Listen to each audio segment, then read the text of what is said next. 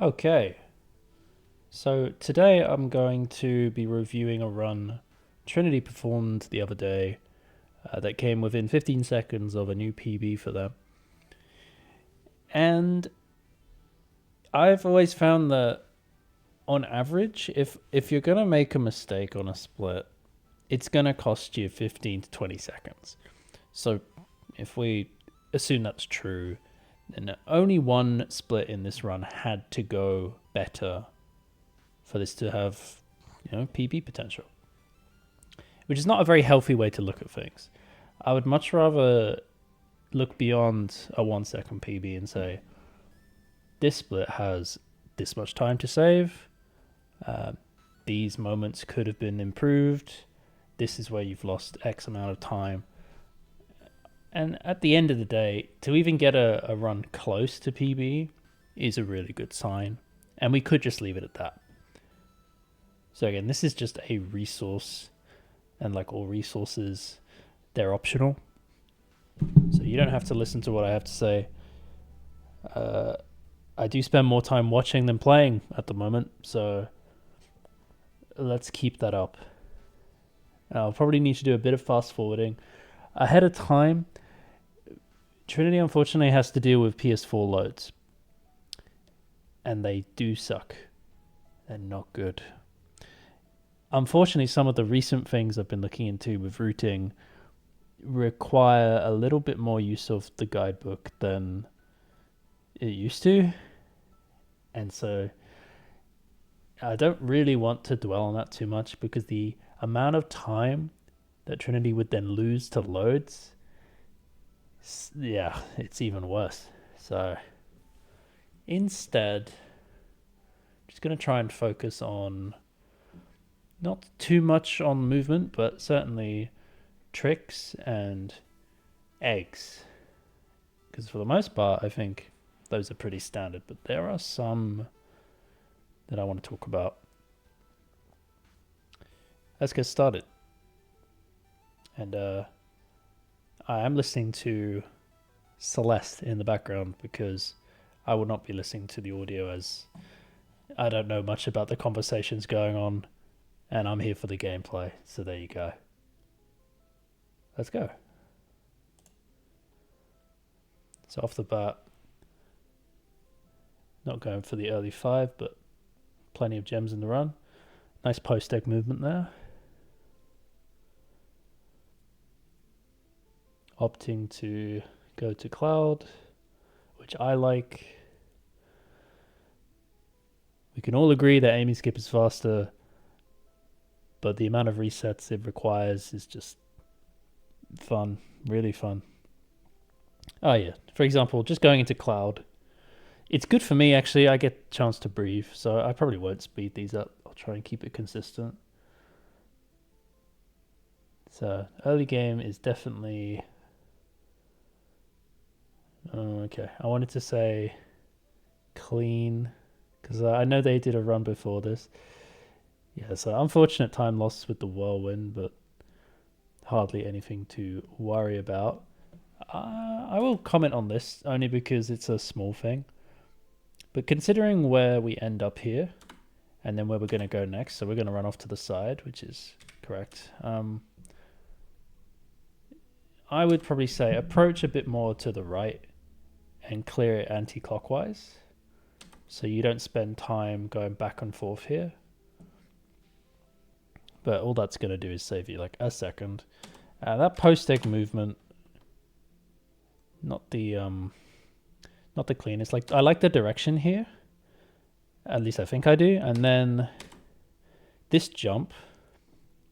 So I guess maybe jumping a little too early, because if you run off the platform, you can glide. And so then you glide here to correct yourself. Yeah. It's a few little seconds. That plus the whirlwind makes this split pretty unfortunate. But we'll keep it going.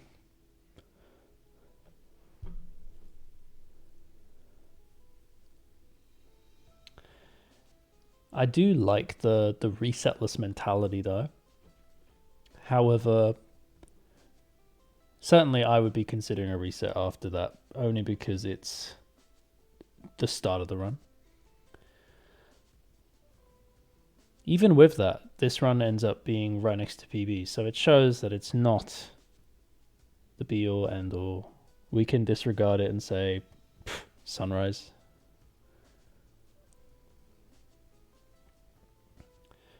Everything going well here. I'm noticing that a few of the lines that we're taking are like a bit indirect.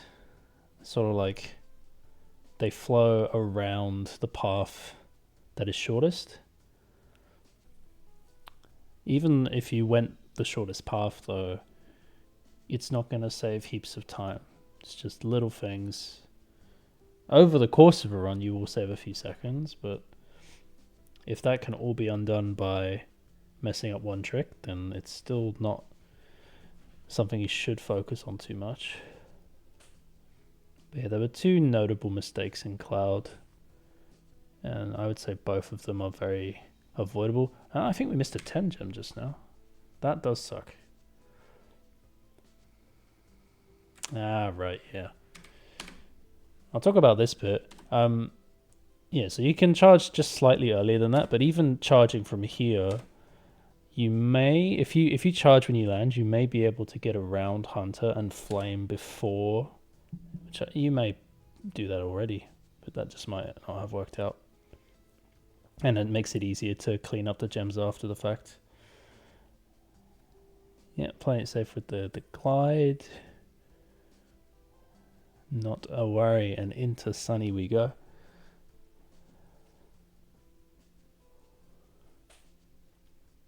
I don't want to harp on about the early game because I reset the early game all the time.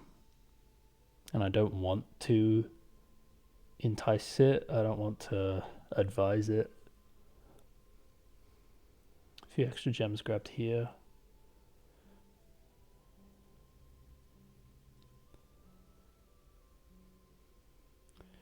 So it's a little bit slow going up the stairs here.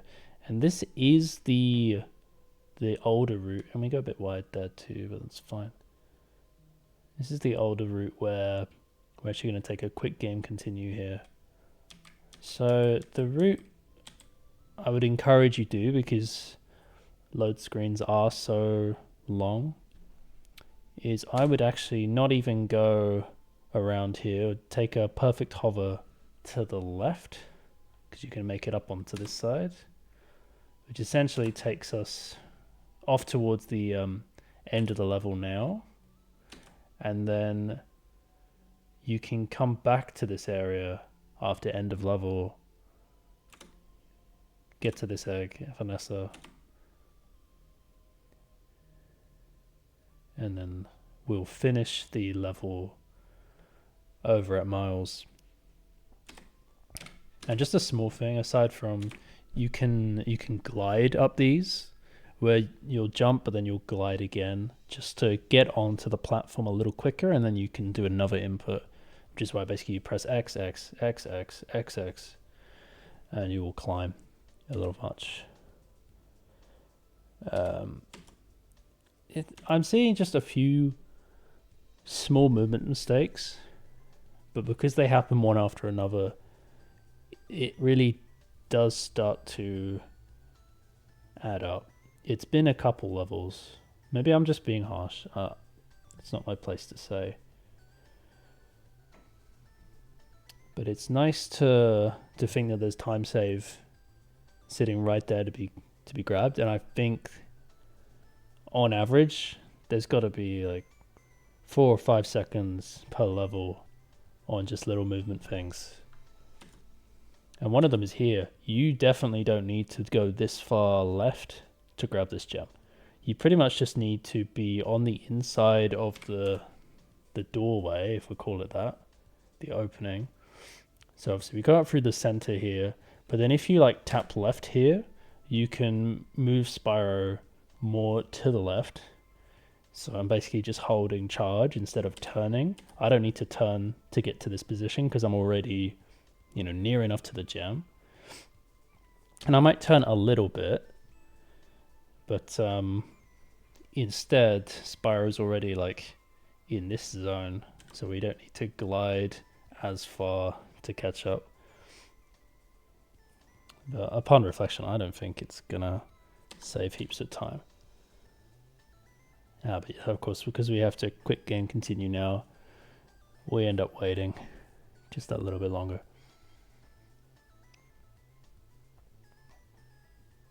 Anyway, I'll be curious to see what the guidebook... hang on. That's something I was going to mention. I'm not going to be able to see the guidebook due to the overlay we have. I know at the end of the run it reveals, but personally I like to be able to see the guidebook often. I think there's like 2 levels per homeworld where I'll try and get a time check. And since we're not using live split, it's not easy to know what the pace is, and I'm an advocate for not knowing the pace. I hide my splits, but also live split is a good way to then learn from the run. I may not look at my splits, but I may watch the VOD back later, and seeing where I lost time, where I gained time, it does speed up the learning, I would say. You figure out which splits are costing you the most.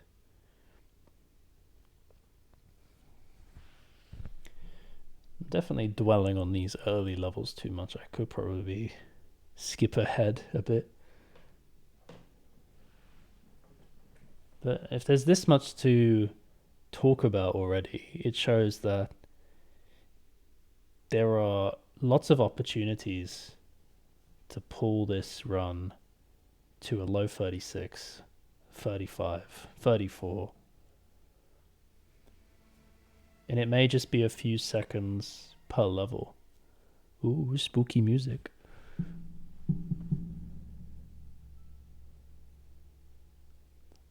Okay, Molten Creator, what do we have today?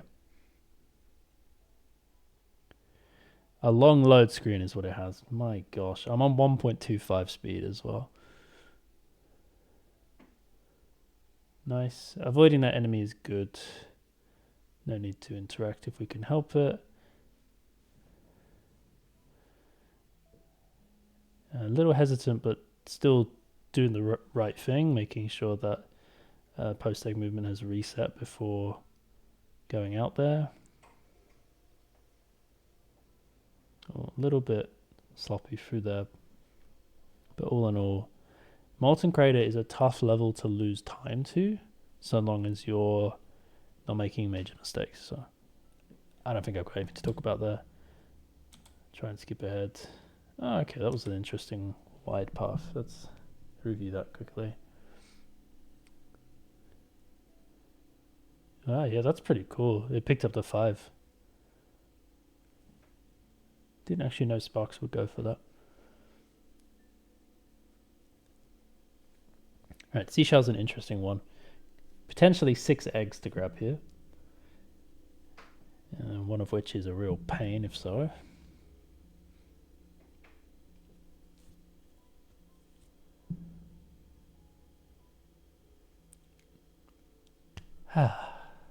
Yeah, I need to start skipping forward, don't I? No, I need a breather. I have a head cold, I'm afraid, so maybe sound a little different. Letting Zoe speak to us there doesn't really matter.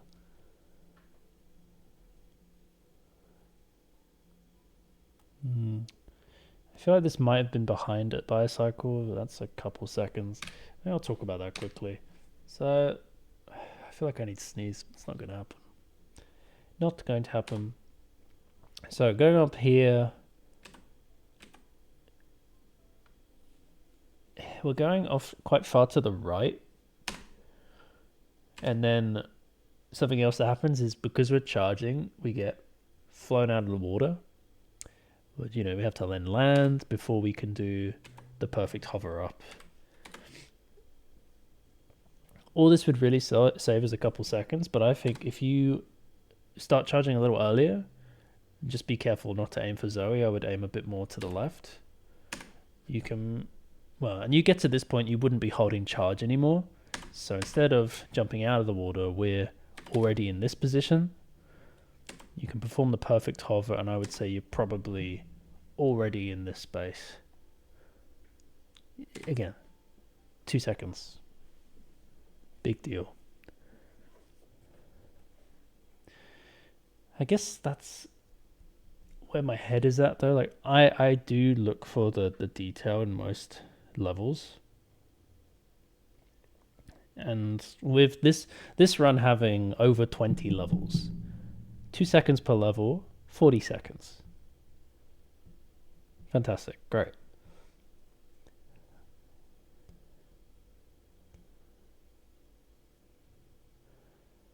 I think the TLDR, if you then don't want to watch the rest of the review, is there are probably little things that can be done with the movements that will allow you to make earlier cycles. We don't need to break the boxes if we can help it. You can definitely keep walking around here. And I think maybe your kick got, or maybe the box was still in free fall and the kick didn't work, but now it forces you to then wait. I can't see what the timer is saying, but yeah, that's within a few seconds. Like, at worst, that's 4 seconds lost, but I would say you probably only lost a couple again. Going safe here is fine. It's definitely better than failing the trick. But nailing the trick there, the glide, would save you a couple more seconds too. God, I hate this camera. Dear Lord. Okay. Here's a quick one. Same with speedways. In this position, I would just tap the right analog stick. Just tap it, and the game is like, hold on, you're not allowed to control the camera, and it locks it back to where it should be. But instead, the camera starts at an offset, and it doesn't get any better. So we're on console. The tunnel itself doesn't lose you time, but getting booted out of the tunnel and going back in is going to last you 2 seconds. Oh god, that's the mantra now. 2 seconds.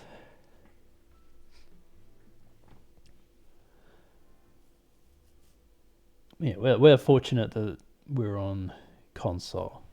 Otherwise that would have been 10 seconds.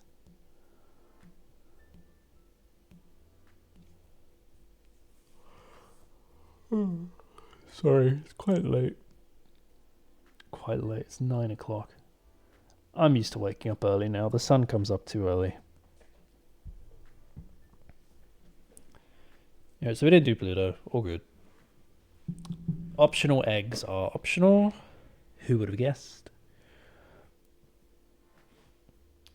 I would say Cloud and Seashell do have the most opportunity for improvement so far. I think it's safe to say that Cloud was a bit unfortunate.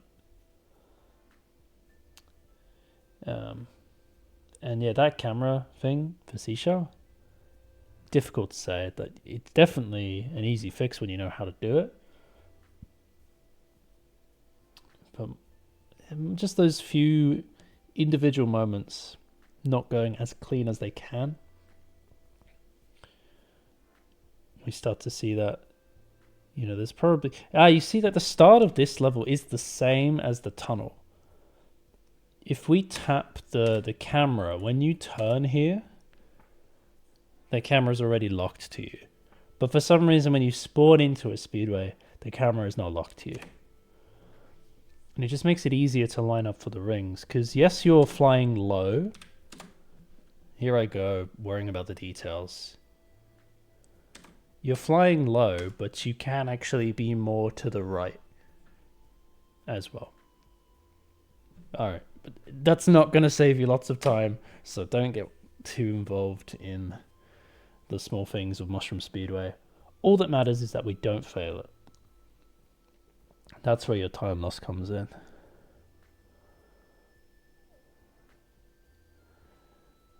It's another example of seeing the super flight through those next two spiders, and I don't love it, but I get it.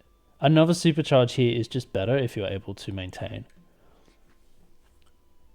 But, you know, sometimes it goes wrong, and that's why people are averse to it. How are the butterflies going to go?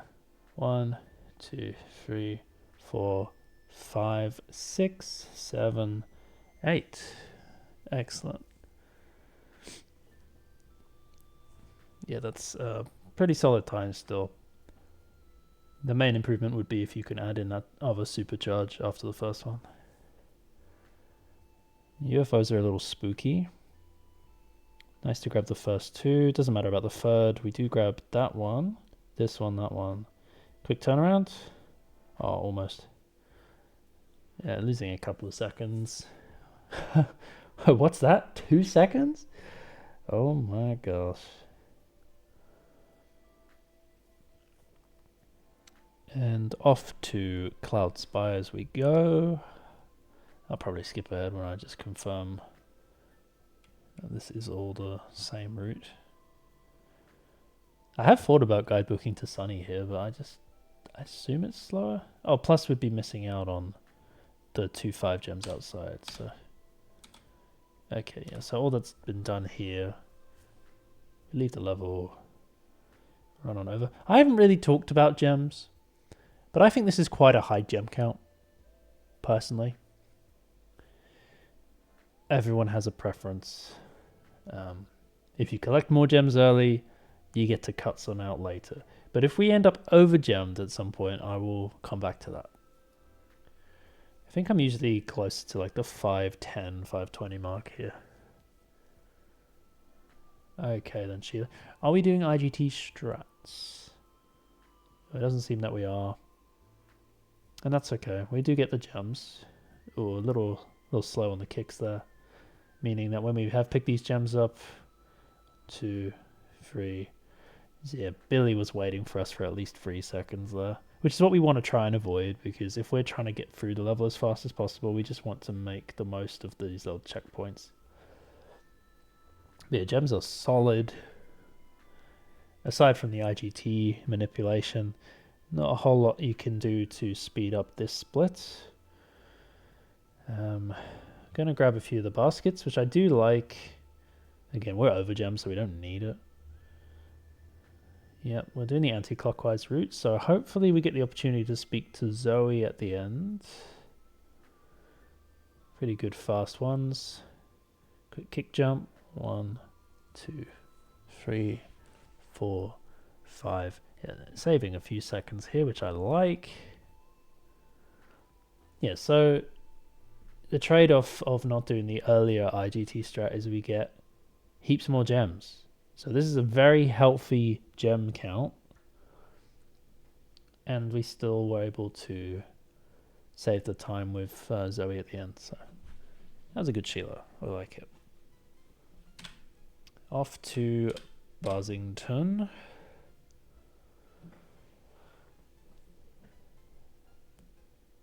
Okay, I'm always curious because I like it when people go for damage abuse strats and stuff. Here might be one. That's one. And yes, it should be possible here to wham, and then it's not very far out, sadly, so they'll do their loop. That worked out. Gliding towards them is definitely scary. And phase 2 damage abuse is good, so once again, just see how they turn around. Yeah, it didn't go straight for us, which is nice. Second damage abuse in phase 2 is as standard. I guess I would say if people aren't doing this for their buzz strat, I have to hope that you've got a faster strat in mind, because I think this is the threshold. I think if you're not getting this kind of a buzz, then it's something you should consider, because all the strats that Trinity's doing are very easy to recreate. It is just those moments where Buzz is leapt back on the stage and turning around. Your positioning is what matters. And you saw the positioning there worked out. It always makes me nervous, which is why I go for the other strats, because I feel like I stand just as much chance. and I might even save more time, but it's obviously more difficult. So we're leaving Sunrise. I would say those last 3 splits were really good. I would just point out Cloud and Seashell most of all.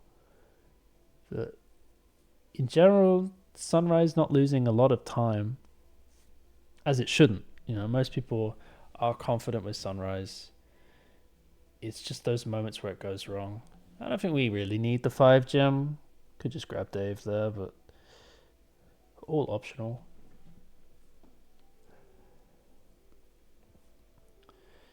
Alright, on to the real meat of the run. The levels people love to hate. I just love them, but they can be problematic. I'm hesitating to skip forward, but the load screens are just so ridiculous. I'd say we played that very safe. I'm actually just going to go back. So... No, this is completely fine. It's a bit unfortunate actually to just collide with that one, but it's better to go for the hover and everything. Ensure nothing goes wrong. I'm just used to skipping both enemies, so in my head I'm like, wait, that's not fast. No, I should skip this. So we're going to then go for the boosted jump. Hoping this goes well.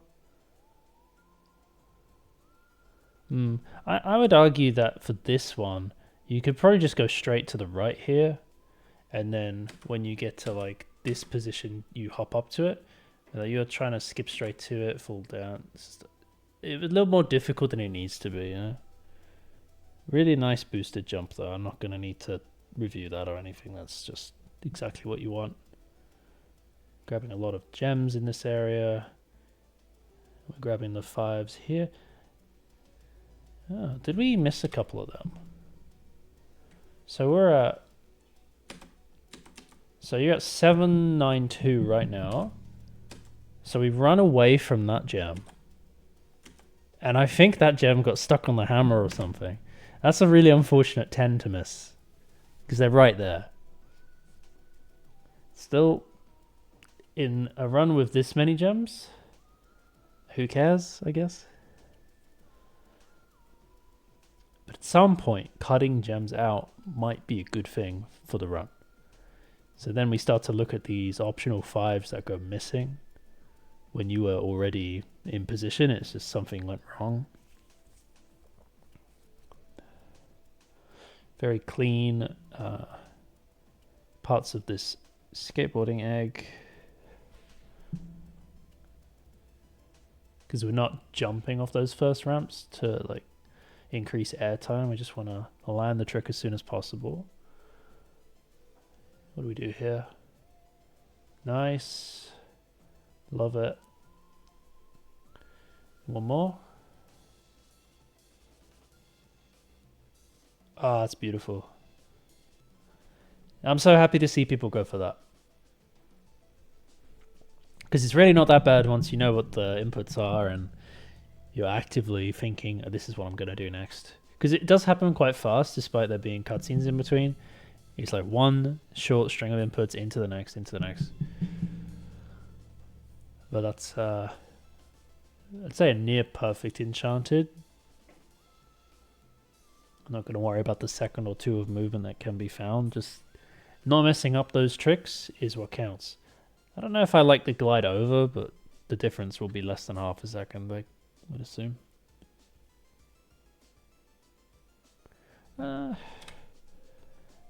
So I don't think we need to glide over the ice here. I would say you're all good to just charge onto the ice. As long as you're aiming the direction you need to go. Because the time spent gliding, to me, it feels slower. I think you can probably just run onto it. So you'd be able to turn here. But, you know, as long as we're not getting stuck in a corner.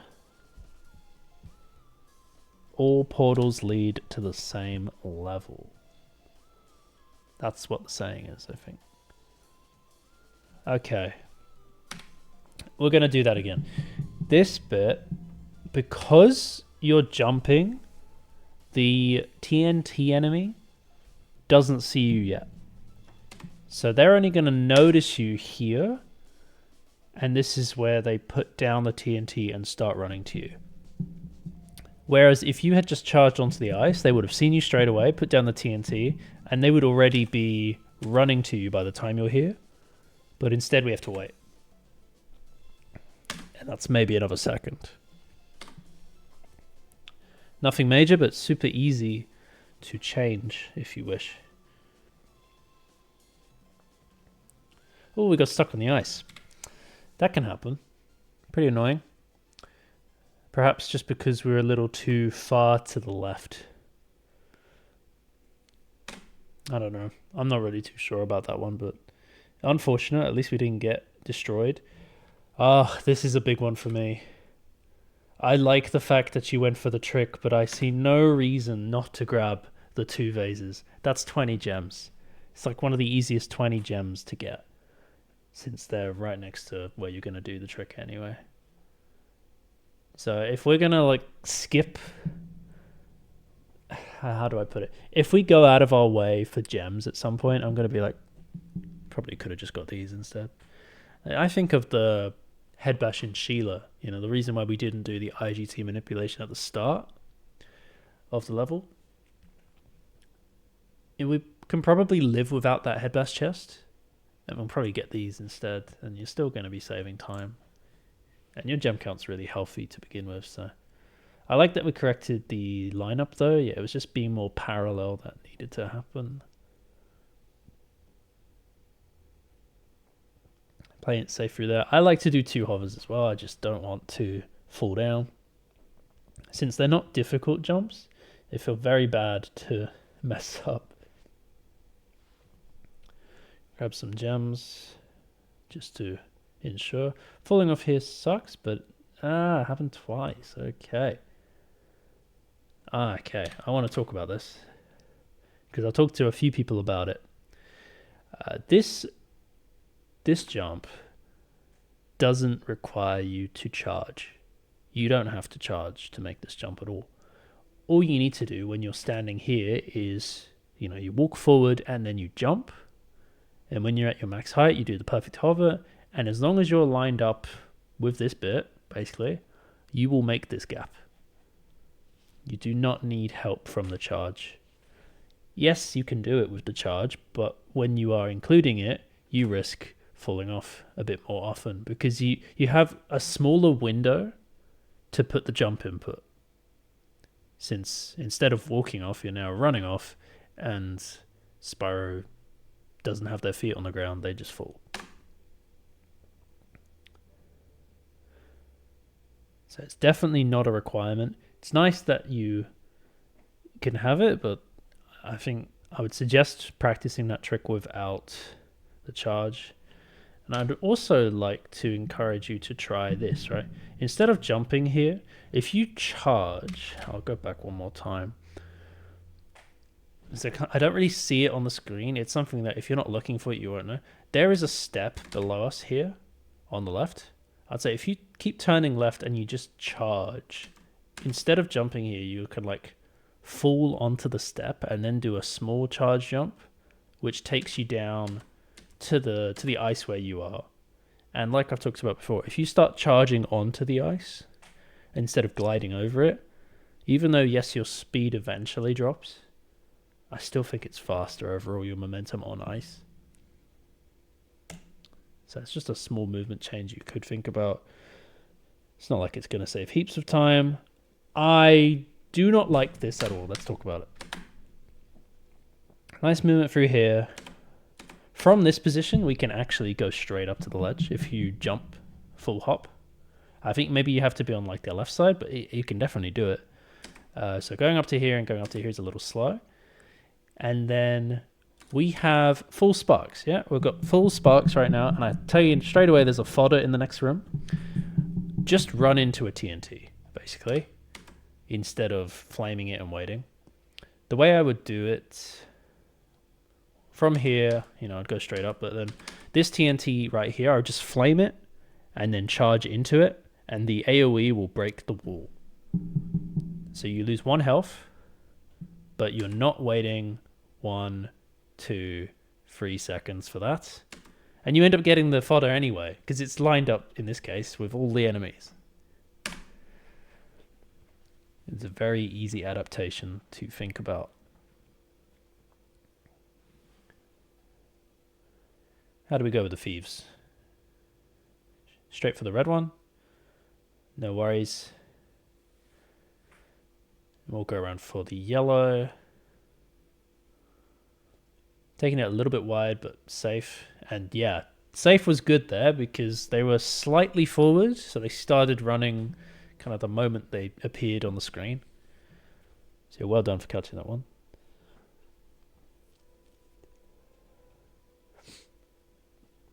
What is next? Oh yeah, of course we've got bird. I'll try and skip again through the load screen. Yep, not spamming through that. If you just wait half a second and skip, it should work. So personally, I like to just run around the lake here. Yes, you can also perfect hover, but I don't know. It doesn't seem like we get a whole lot of height here, and then the water kind of pulls you down if you're too low at the end. So maybe the jump was a bit low. 1 second.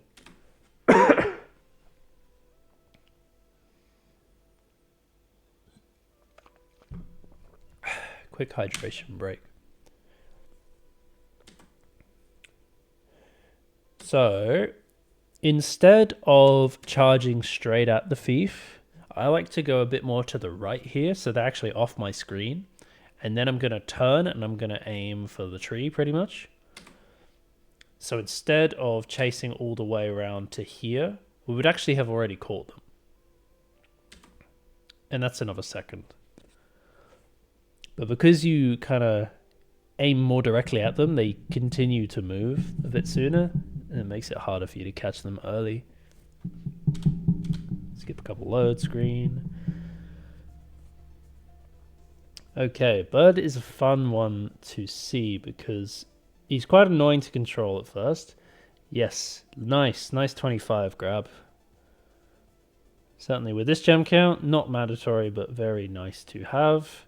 And we might even make, okay, a little bit slow there at the end. So yeah, we probably should use the strafing buttons a little bit more here.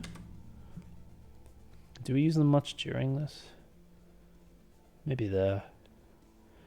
Yeah, I like to use the strafe there so that when I get to the weight, I'm actually facing more to the right because I didn't change my direction too much. I find it easier to then go straight for the platform. And whereas we're positioned to like place it on here, you can be much higher up and drop it, which would place you at the right height for the gems that are on that lower platform. So it's a potential 15 to grab, but not something you should lose sleep over because gems are really good. And we go for the 5 that's on the ground. Probably a bit unnecessary. And getting a little hung up on some of these enemies here, but we grab the 15 down here. Nice. Yep, that's completely fine at the end. Yeah, you did take out all the key enemies as you're meant to, but I think you can probably go through those final rooms a little faster.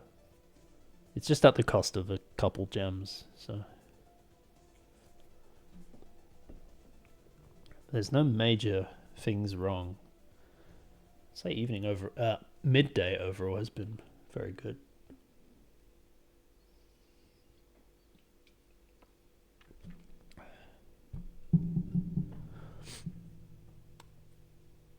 I try not to estimate where I think this run could be with things, cleaned up a bit. Most of all, I'm curious to know what splits don't go well, because I don't think much of what I've seen so far infers this is going to be a 37. I would definitely think this is going to be lower than a 37. I don't know what happens with rocket storage or if we do purple rock and stuff. Yes, definitely you can get a sub 37 with purple rock. It's just requires a lot of the other splits to go smoothly. I'm probably repeating myself a lot when I'm doing this. So we do the quick game continue to get around the black screen, but of course it's PS4, so it takes an age. It's a shame. Petition to get Trinity a good console. Well, they do have their Ko-fi on stream, so keep that in mind. God, this music is eerie. Celeste is a great game. You should play it. I'm getting sidetracked. So. Yeah, this spooky's gone very well. Nothing to write home about. Made the boosted... Oh, it's kind of a charge jump, I guess. Made that first difficult glide, and the rest just fell into place. Still very good gems.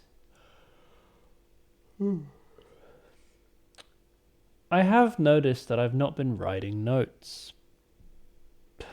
It's really taken me this long to notice. Well then, no notes.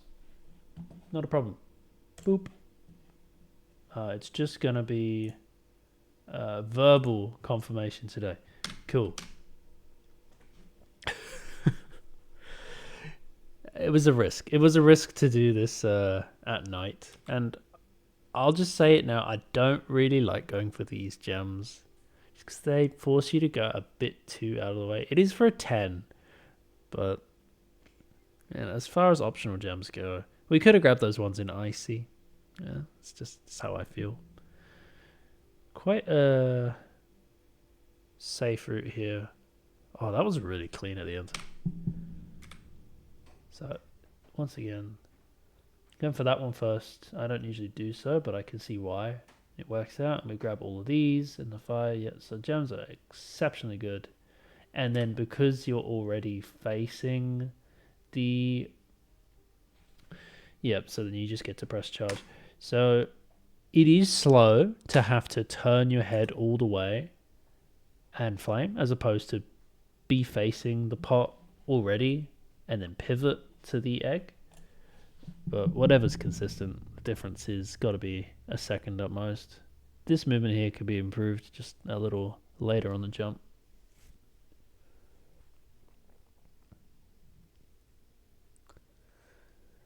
And bamboo.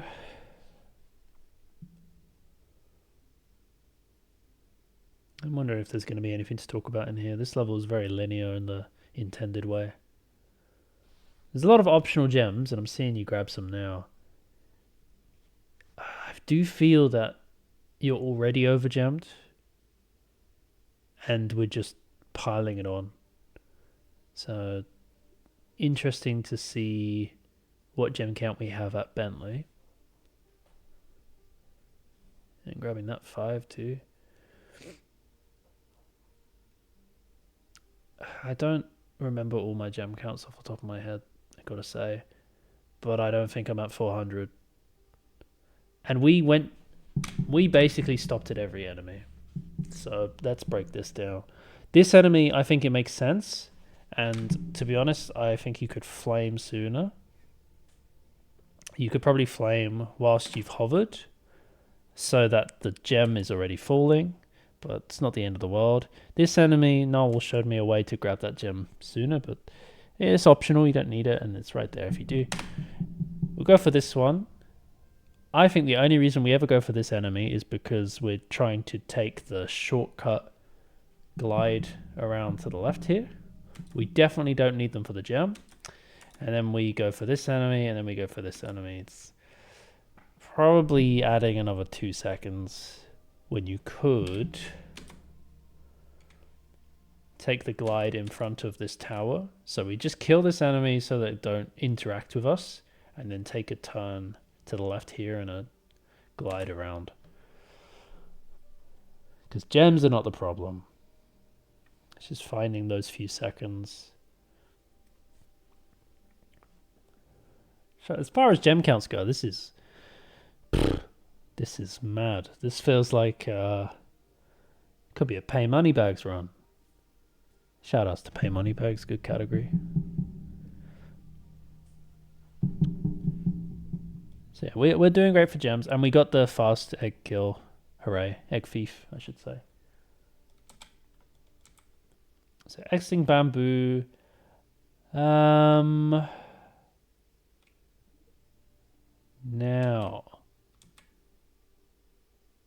I have been talking with the assumption that we would be doing Country Speedway,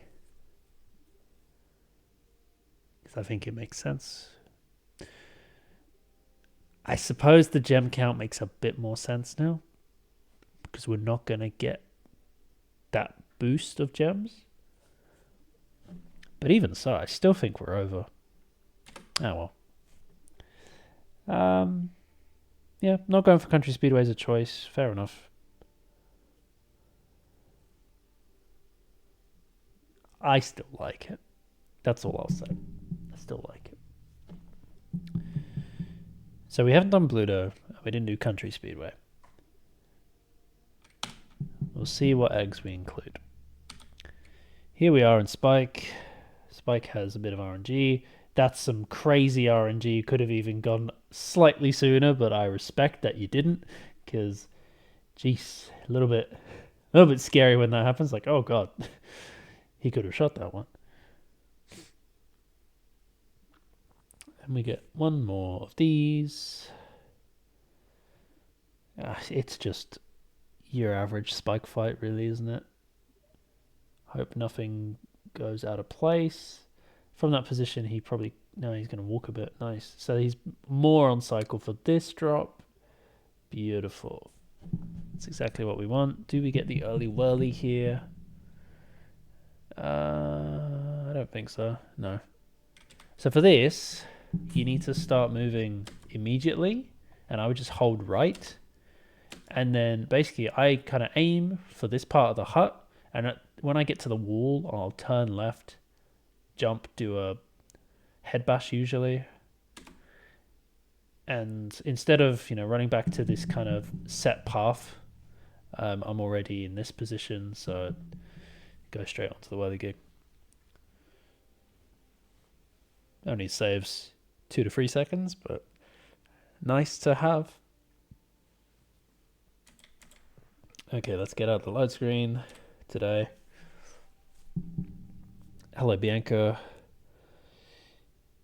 I'm not sure how I feel about the gems. I'm not really able to talk about the gem route because without Country Speedway here, I now start to worry about it. But if I remember the PC gem route, I think coming into Evening Lake with 410 gems is expected. Unless I'm thinking it should be 440, sorry. So Frozen Altars has a lot of gems at the start. There's some gems behind us. There's some gems on the right. There's 2 vases down here. Might be worth including some of them in order to cut some of the enemy kills we've been doing out of the run. These are like all in one place. You're going to spend maybe 4, 5, 6 seconds collecting them all. And if that allows you to take more direct paths through levels, skip more enemy kills, that will come back to help you, I feel. But we'll work out if this ends up being an over-gemmed route or not. Yeah, yes. Not great to have to talk to Alex, but at least IGT doesn't tick. Doing the laser is the correct play here. Yeah, we're kind of averse to grabbing gems. We've skipped a lot of them. Oh my god. Okay. Aside from the fact that we've skipped probably 80 or 90 gems. Okay, I'm exaggerating. I think probably closer to 60 or 70 gems by the time we get to here. The other thing to talk about is God, no, I can't even remember my chain of thought. I was just really perplexed why we skipped a lot of these gems. Because in my head, I think Country Speedway is the reason I skipped these gems. But because this round doesn't have it, I don't see a world where we can afford to skip them. Time will tell. And this is just unlucky. But I'd say we were in two minds. Where you're faced with the opportunity to kill it, but we turn too early. But then you're not aiming for the ledge at this point. You jump way too early. And I've not seen that happen before. But damn. That's a learning experience, I suppose. Does the wall respawn? It does. And I commend you for correcting this and just going straight for it. Hello, Alex. And this time we grab both. Fair enough. Just completely ignoring them this time. Like, nope, nope, nope. Yeah, that was clean. So yeah, that's probably the most notable mistake of the run, I would say. And even that's not that bad. Oof. You do that different to me by quite a lot, but it works. So I'm just going to let you have that one. And the rest of the level, no mistakes. Happy days. But yeah, gem count is an interesting one. I think now we're probably down by 20 or 30. Probably closer to 20. So very recoverable. But so many optional gems in Frozen that I do rate. And for the PC route, I go for all of them. You know, there's no Country Speedway there. And I figure they're just all close-knit. But then Zero doesn't do it. It's a preference. A little bit slow to turn here. I would suggest... Because what it seems to happen here is you're charging the moment that you can. I would actually center the camera, maybe with... for me, it's the left trigger, before you charge, so that you can aim left and down instead of just charge left, because now you have to overcorrect and it just forces you to slow down a bit. Centering the camera can solve a lot of problems. That was a very spirally movement, just going around the edge of the room. And because of it, it's not as fast as it could be. I like to go anti-clockwise. No, I don't. I like to go clockwise. So you take out the two vases on the left and then come back through those ones that you just took out. It doesn't really matter. But I would say you've overcomplicated the room a bit. Can definitely save a few seconds. Okay, fireworks victory. What could possibly happen here? Off the top of my head, I'm thinking sound skip or bust. Like that's pretty much all we have to think about. And my next question is, do we grab the metal chest, which forces us to grab a firework?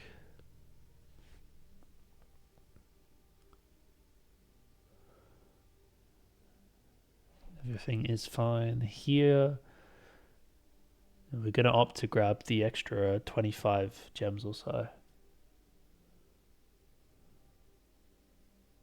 Yep. Into sound skip. Positioning good. That's perfect. That's a better sound skip than what I do, because that was just like the exact line that the bomb's going to take. I always have to like curve back round into the line, and that's why I mess up the timing sometimes.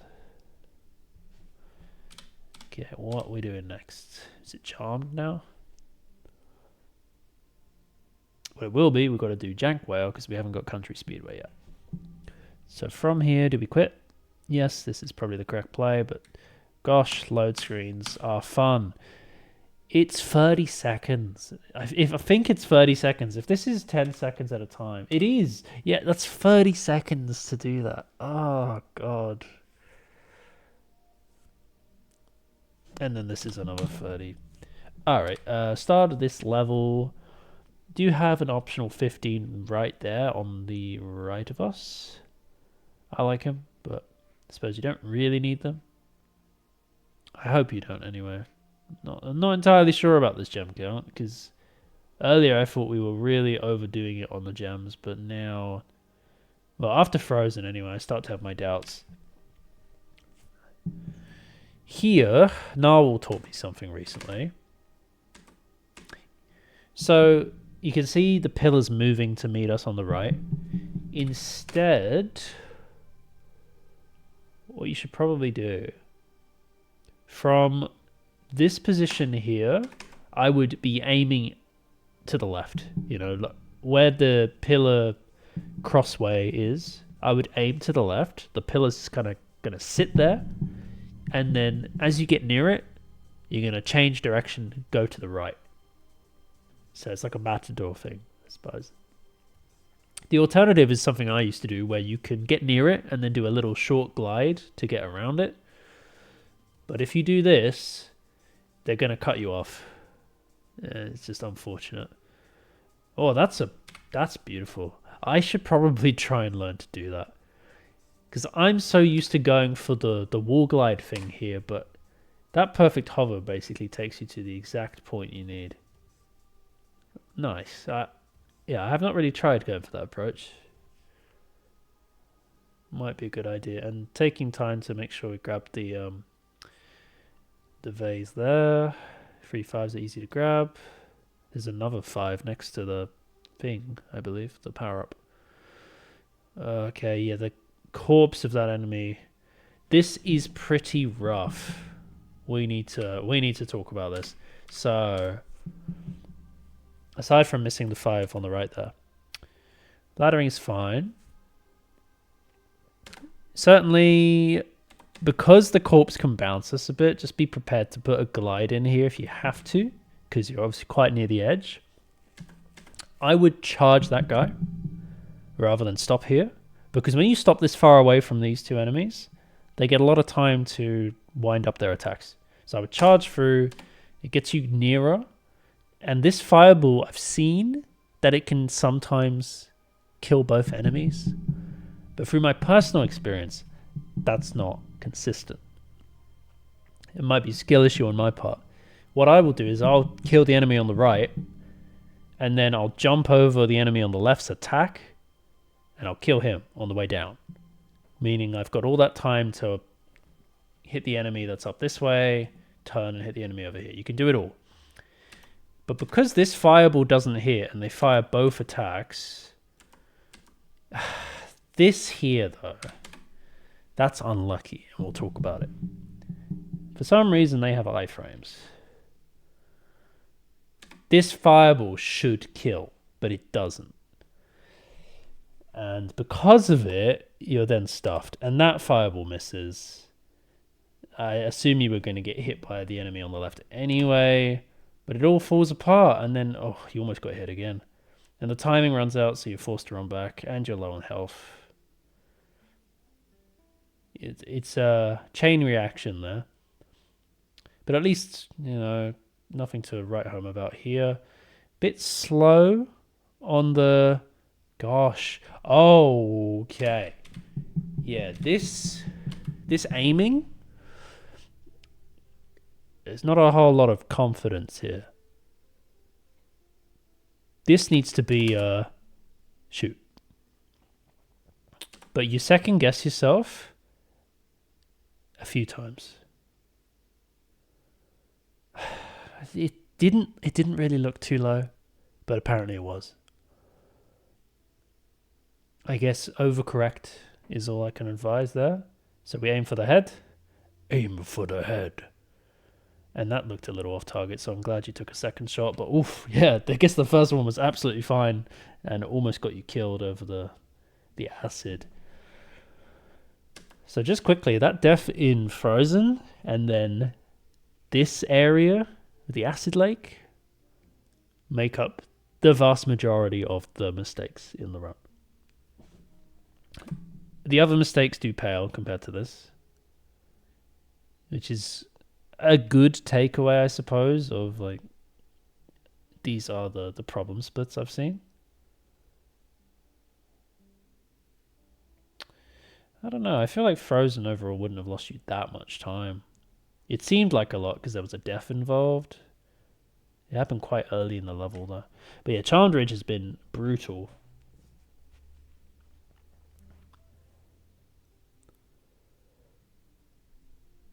And credit to Frozen, the wall glide went fine.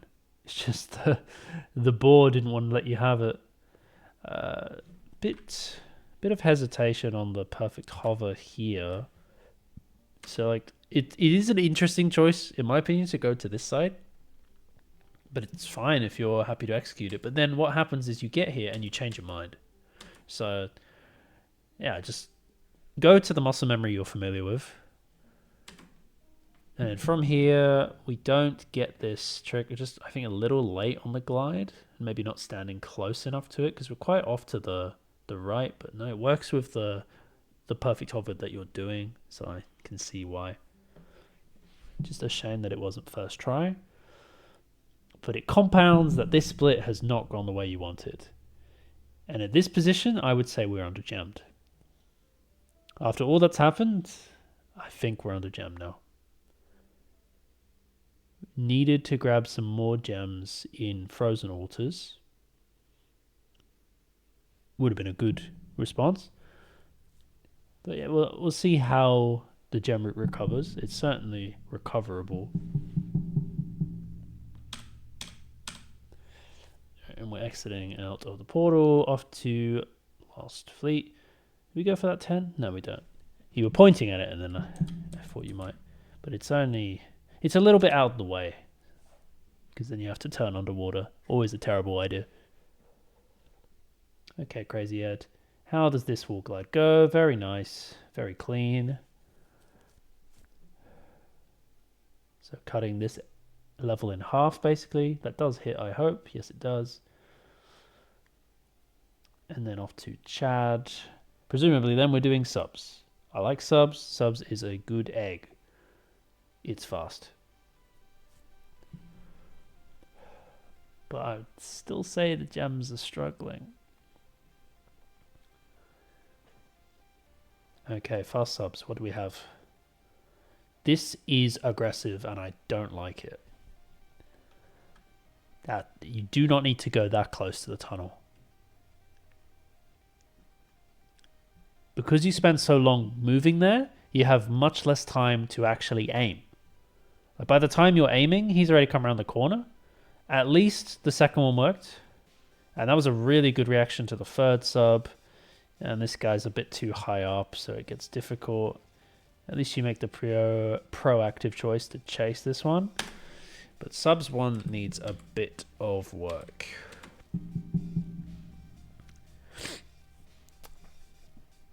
Here, I would have stopped like here. So you've gone more left than I would hope, and then you've continued to go straight. I would have stopped here, where I'm aiming kind of where those bubbles are. I don't know if those bubbles are always there to begin, or if that's just like... because they're coming back around, aren't they? So those bubbles aren't usually there. Oh no, maybe they are. I really don't know. But again, you see how they're already in your sights? And I think if you wait any longer, they're going to turn around. That's just a bit too risky for the first of the 6, you know? Like, you want to make it as easy for yourself to recreate as possible. And I think going this close to the tunnel is a bad idea. I also am surprised that this guy didn't turn around. And he kind of wants to. The moment you move, he wants to move. That's a bit weird to me. It works out. But something to look into. And then because we're quite low down, this is quite a difficult angle adjustment. So we'll go over it again. See, these guys work out. And another thing You do hit the third sub, but you miss this shot because this is a very abrupt angle change as well. Like that's optimistic. It almost worked, but it's optimistic. And thankfully, this shot lands because there's a lot of worlds, I would say, where this doesn't land. That's a pretty tough shot. And you're right on cycle for that guy, thankfully. But we kind of just stay at this level instead of going up a little bit. I'd say if you go up slightly before you go for this fifth sub, you probably get them here, because those shots are all quite hard as well. I like that you go for the lock on, but unfortunately it means you have to chase the last one. So probably a good 5 seconds there at least. Plus we had to restart it. So close to 10. And subs 1 is meant to be an easy egg compared to a lot of the eggs here. That's not to say it is actually easy, but it needs to be more consistent than that, because there are some eggs where, you know, you got things like rocket storage with the whole run hinges on it. Subs 1 can't be an egg where you go into it thinking this could just go horribly wrong. You've got to carry some confidence into it. And hey, maybe in practice that is the setup you always do and it works. But I would compel you to try a few different setups, since in that case, it bit you.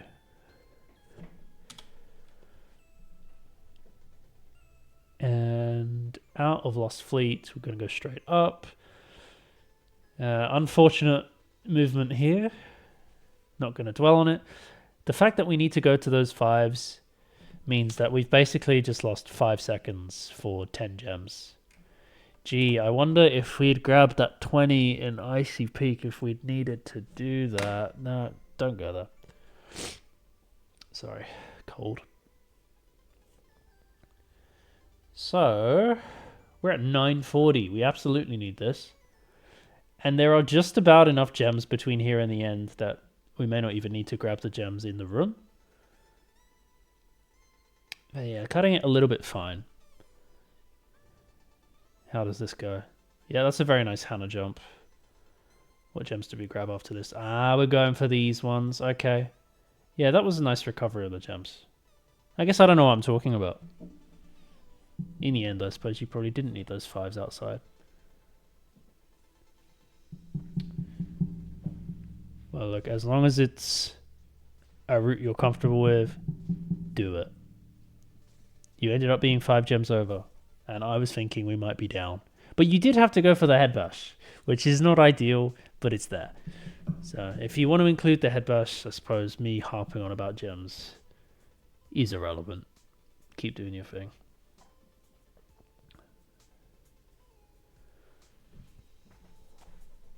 Okay. Interesting, Bart. Thank you for not talking to us, which probably means we missed the early cycle here. Nice that you extended the dialogue box to save some seconds. Alright, so yeah, we're going to miss the early seal cycle, but it's fine. Difference is, I think, 6 seconds.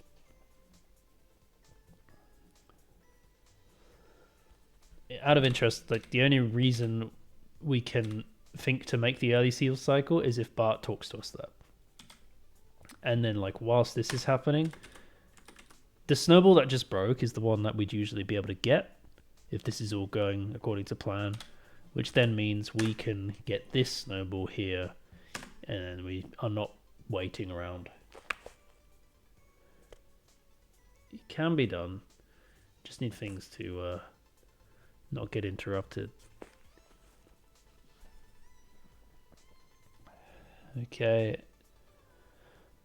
Last room. I think the only thing to really talk about here would be the box pushes. That one's all good. Decent post-egg movement. This is a pretty slow box push because we're using the center, but it's okay. Yeah, using the edge there seemed a bit better. It's hardly going to save us time, but it's nice to save any time that we can.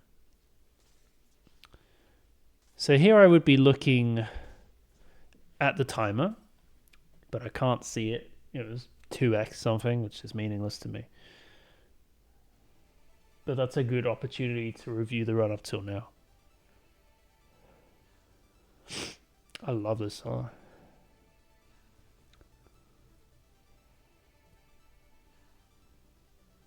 I should be skipping the load screen. I'm just getting into it. Off to Scorch we go. What do we have? Well, whether or not it's first try, we just got to make it happen.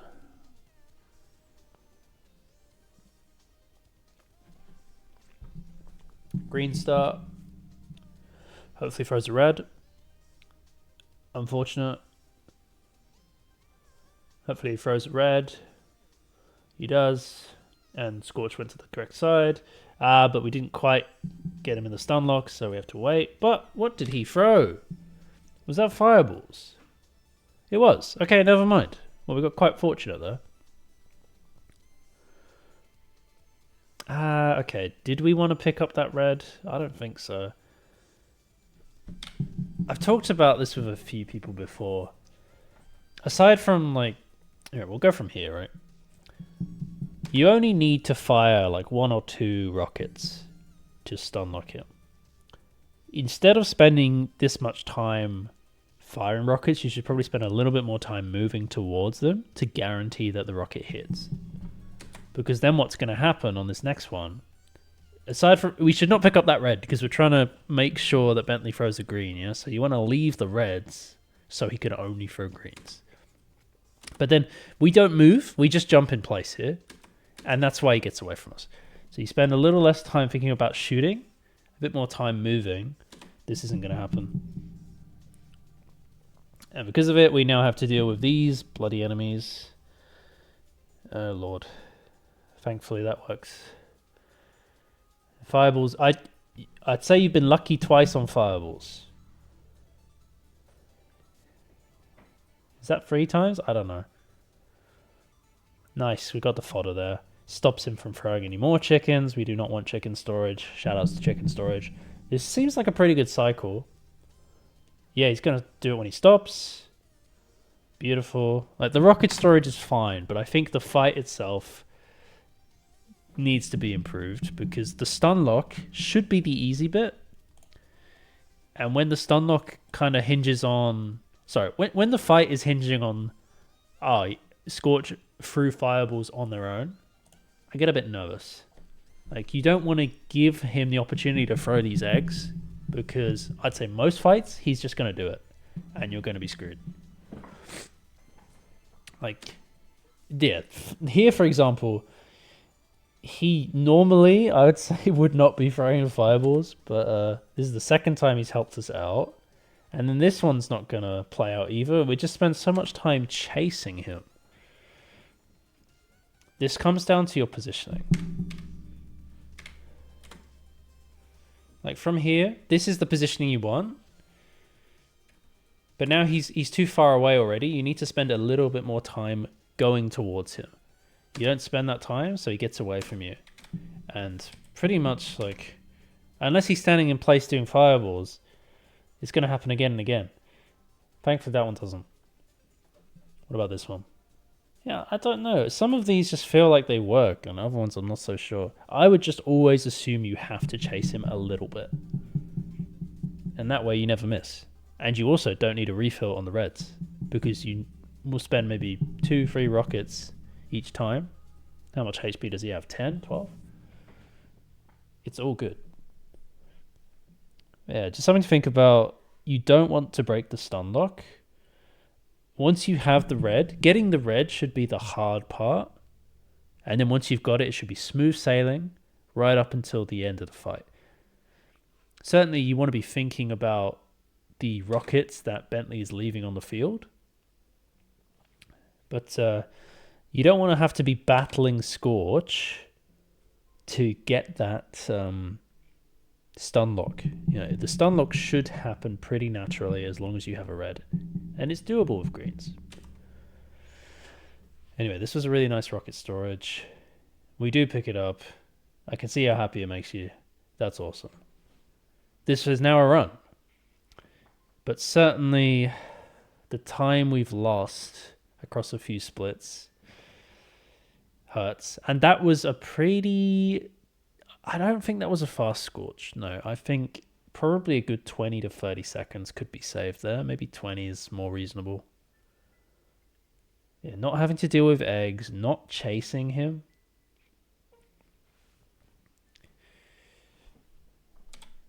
But yeah, well, we'll celebrate the wins.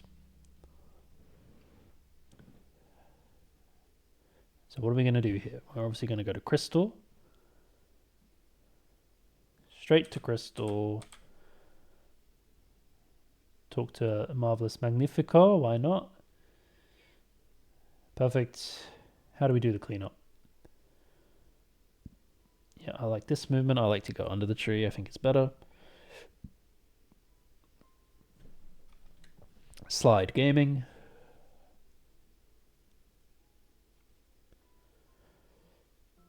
Yep. Oh, nothing to really comment on here. Completely fine. Oof. I was like, guidebook? What? Yep. And two more. I know this is standard. How does this jump go? Hopefully no issues.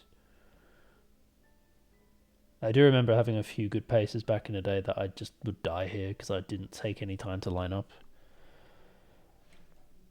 Okay. Guidebooking to midnight. Why? Why are we guidebooking to midnight? Because surely we're going to go to Haunted Tomb next. Okay, let's see what happens. Are we going for Saki now? It's definitely a choice.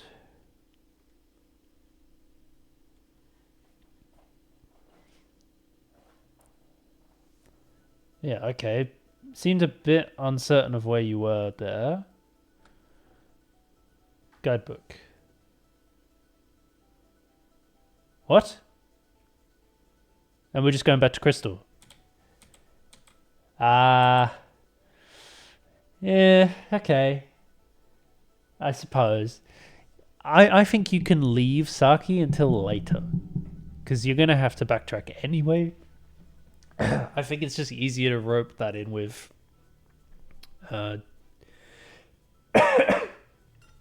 with Molten Crater and stuff. Yeah, it's fine. But it seems like a lot of RTA to lose as well. I guess that can't be helped. Torch jump. Let's go. Very nice torch jump. I'm so happy that this setup works for you.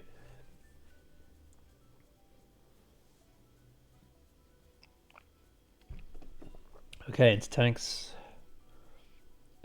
How many years was that? Sorry, 1,200? Don't think so. A little bit slow off the bat. I don't know why we're just firing, but yeah. Excited. Yeah, we land all the important shots. Can probably do it a little quicker, but it's fine. And we're not doing tanks 2. I've learned that it's slightly quicker to quick continue here, but only barely. So feel free to keep doing that. Malcolm acquired. Off to this bit. How does the ladder go? Yeah, looking up is a good way to avoid any shenanigans. That went pretty good. The torch jump was beautiful.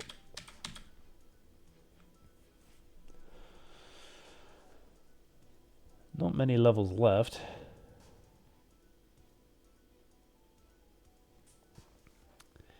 Okay, got Buddy. I have learned that it's good to leave that egg until after Dino Mines with my midnight rerouting, but again, it's only really worthwhile if you're going to use it to guidebook after. If you have to go to Desert Ruins after, then I wouldn't worry so much.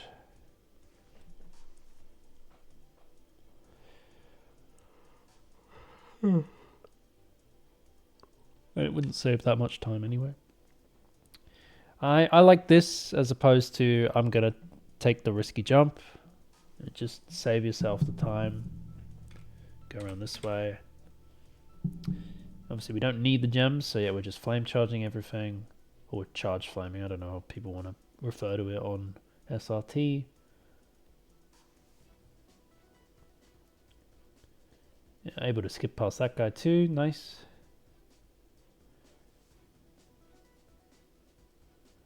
Okay. We're on the home stretch, Celeste knows it too. Alright, a little hesitant here, but at least we don't get shot. That's fine. That's less fine. Assume the flame button didn't happen. It's okay. Skipping through. I mean, nothing to really report with Dino Tunnel. As long as it doesn't go wrong, you can't go wrong. And you even get the skill point. Gaming. Oh, this song is so good, actually. I should stop talking about it. Okay, Dino Mines. Everything goes good. We'll keep moving. Eevee. Going for this one. Oh, unfortunate. Just a little too close.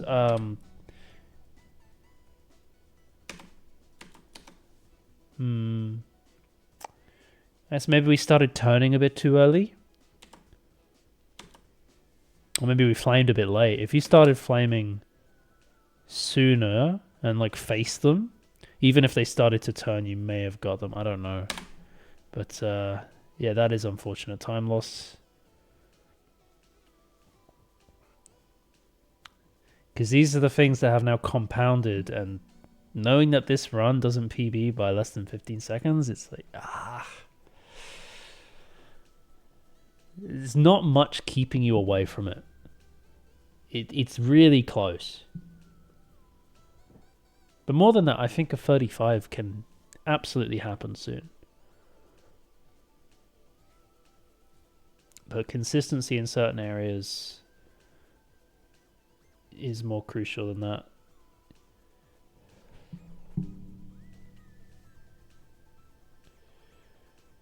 I don't really know what I was trying to say there. It's good to be consistent. Yeah, so we're going to do both halves of Desert Ruins now. Fair enough.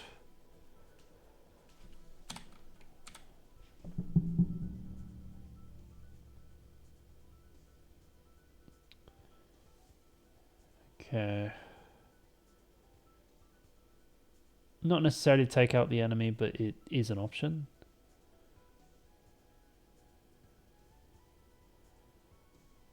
Oof. That seemed a little shaky, but you still had the distance. Don't know if 90 minutes was helpful, but nothing went wrong. We got through. Blue sparks into here is always got the potential to go wrong. We're not getting hit, and that's all we need.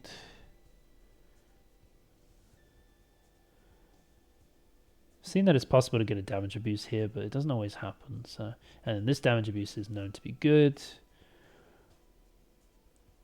Yeah, really nice. Kick jumping.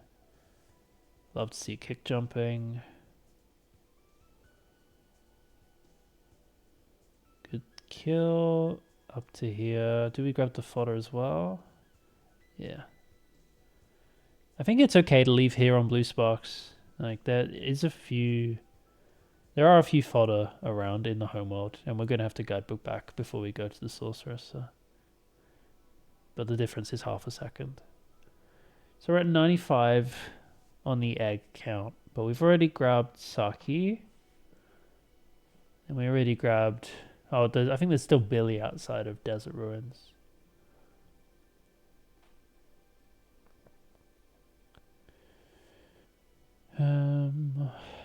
Okay, I could probably skip ahead. Yep, now here we are. Go around this way first. I prefer to go for the thieves. Doesn't matter. It all gets done.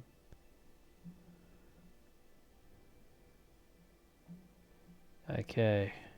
Hopefully these all go as intended.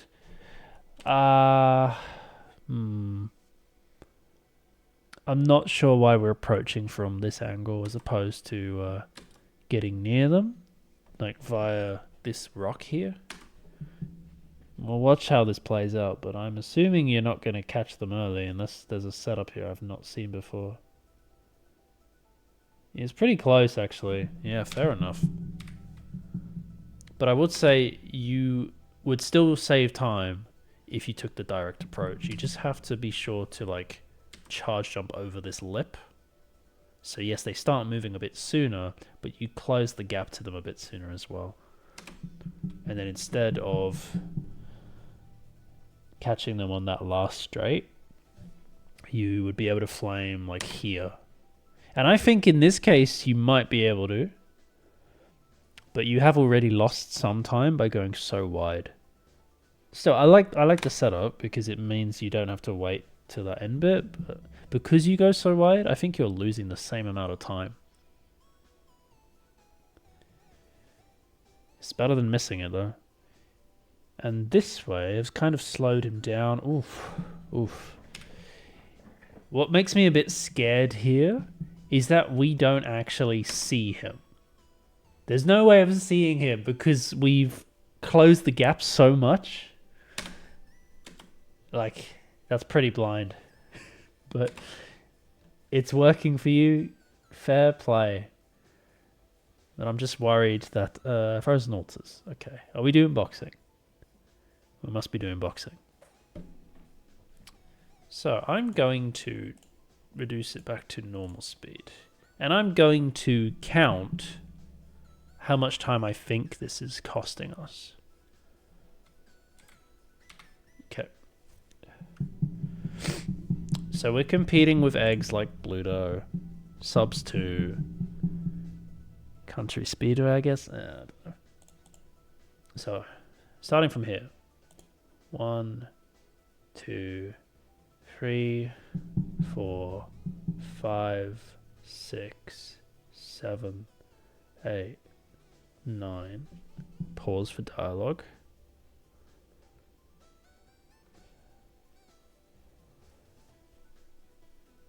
10, 11, 12, 13, 14. I've been counting slow. 16, 17, 18, 19, 20.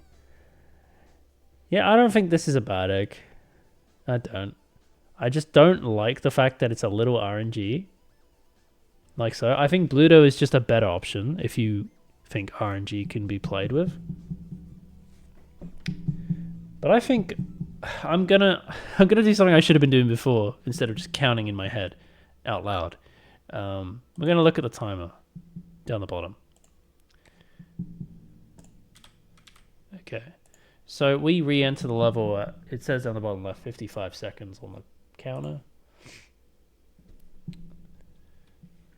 So I'd say we probably spend 5 seconds doing dialogue.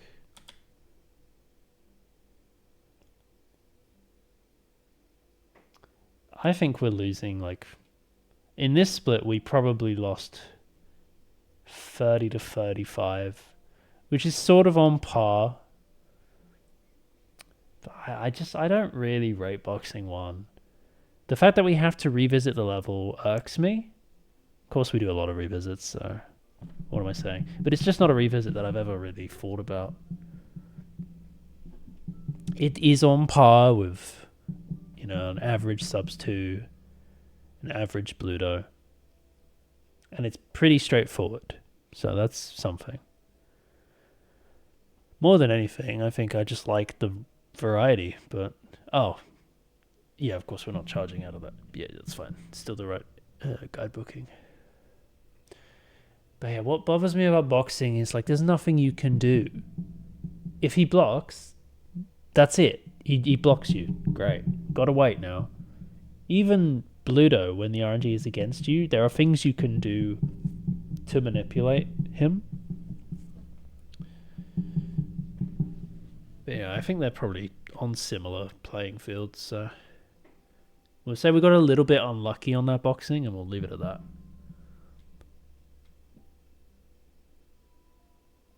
And yeah, there's some fodder around this bit, so we could have even gone for them. And mate, this guidebooking being optimal, but like the amount of time it loses.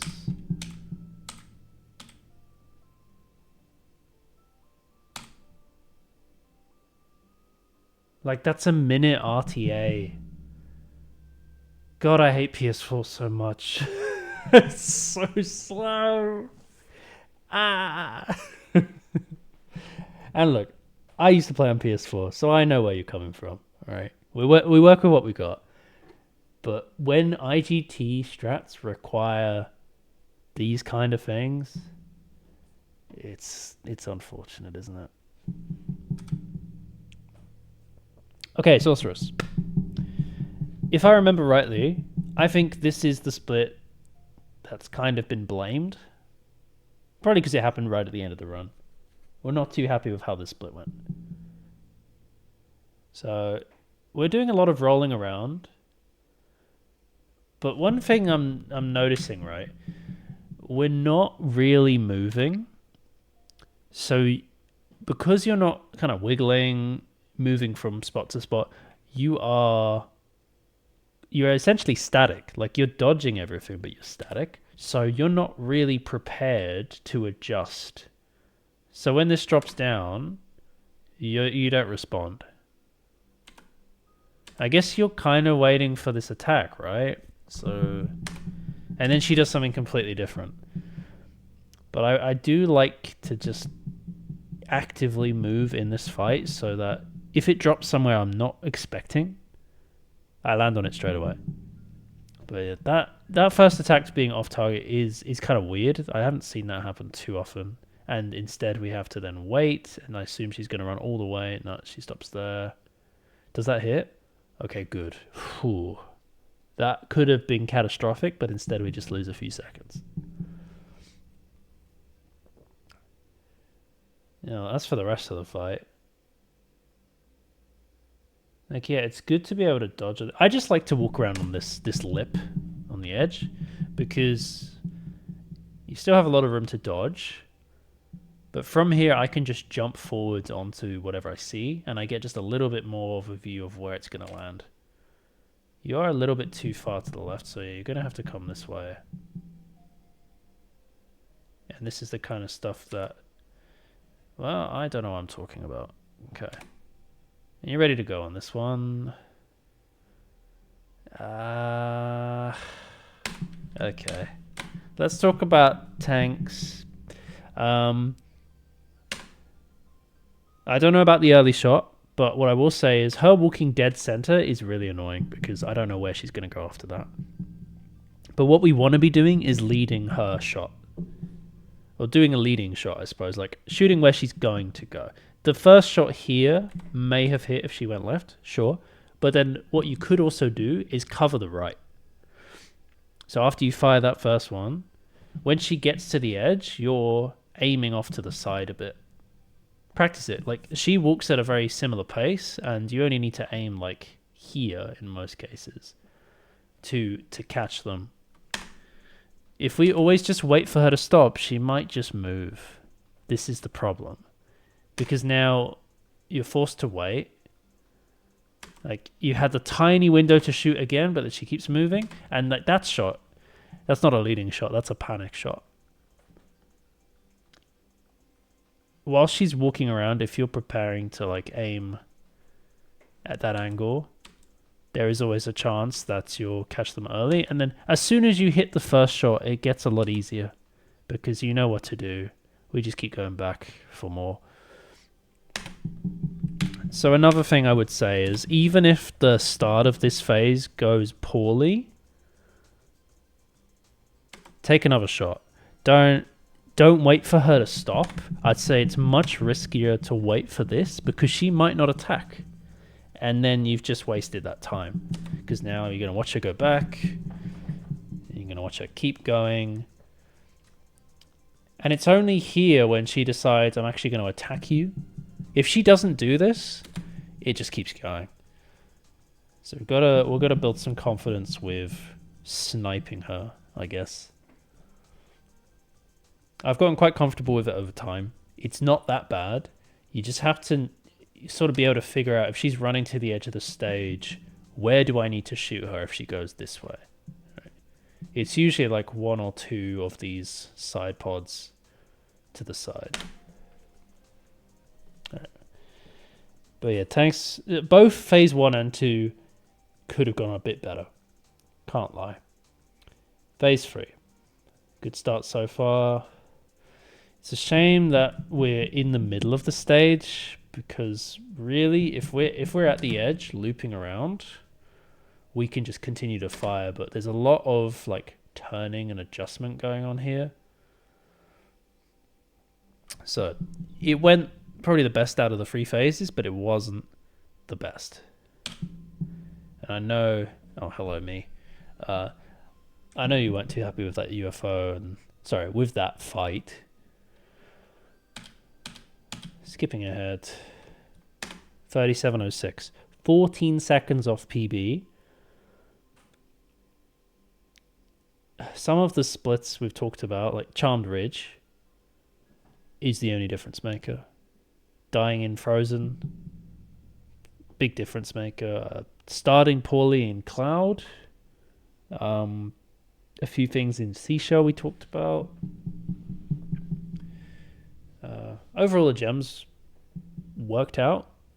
It shows that I don't know your gem route and I should not comment on it. But at the same time, I think if you are forced to get the head bash in Evening Lake, then you've probably under-gemmed yourself, because there are plenty of gems that were right there that we didn't get, or that we were unlucky not to get.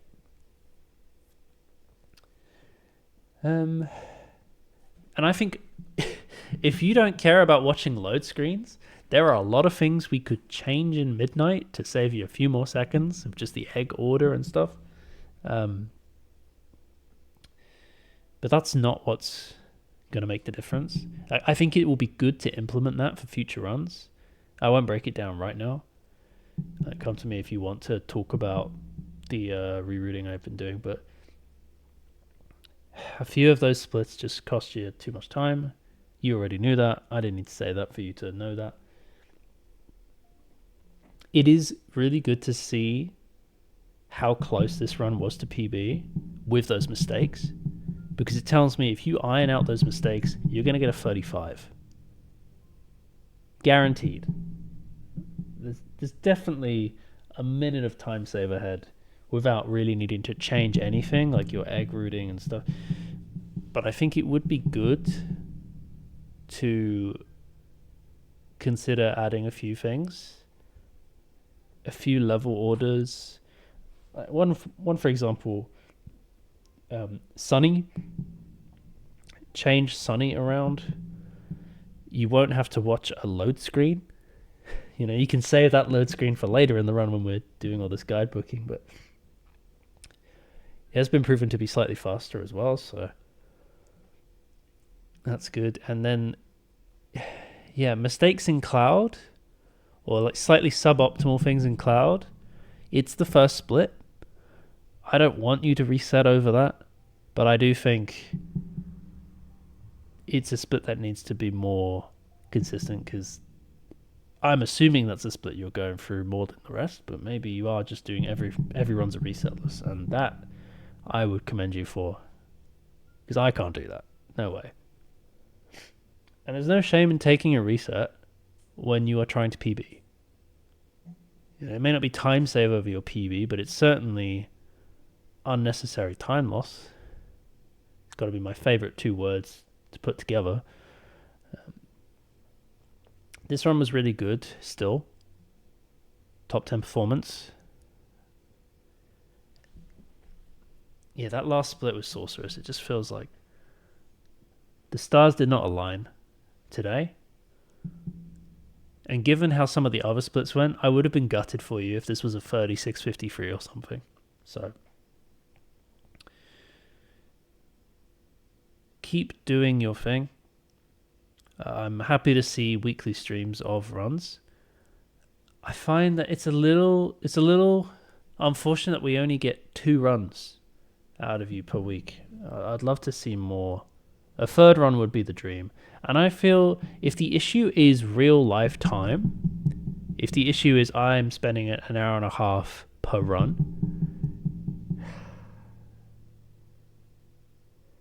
petition to get you a better console, honestly.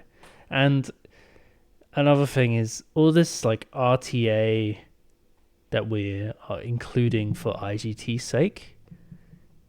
I would say cut all of that. If the issue is you can only fit 2 runs in, I would actually just really focus on bringing the RTA down so we can get a 3rd run. I personally have found that if I make time for 3 runs, my 3rd run is great. Because not only am I warmed up, but I had my sort of shaky, nervous 2nd run where I'm like, well, now I'm warmed up, I've got to play well. And then I don't. So the 3rd run comes around, like, I don't even care anymore. Oh, PB. Still, everyone has a different way of doing it. I think my last few PBs were 1st run of the day. So it really is just a day-to-day thing. But yeah, congratulations on another solid run. Charmed Ridge is just the worst, isn't it? Yeah, and I have a feeling like next stream we could see a new PB. This stream we could have seen a new PB, but I think it's very likely to happen next stream, and I hope some of the things I've talked about here are useful, might be a difference maker, maybe not, maybe you don't even watch this. Cool, maybe somebody else gets something out of it. Go follow Trinitynightgaming on Twitch. They're also on YouTube.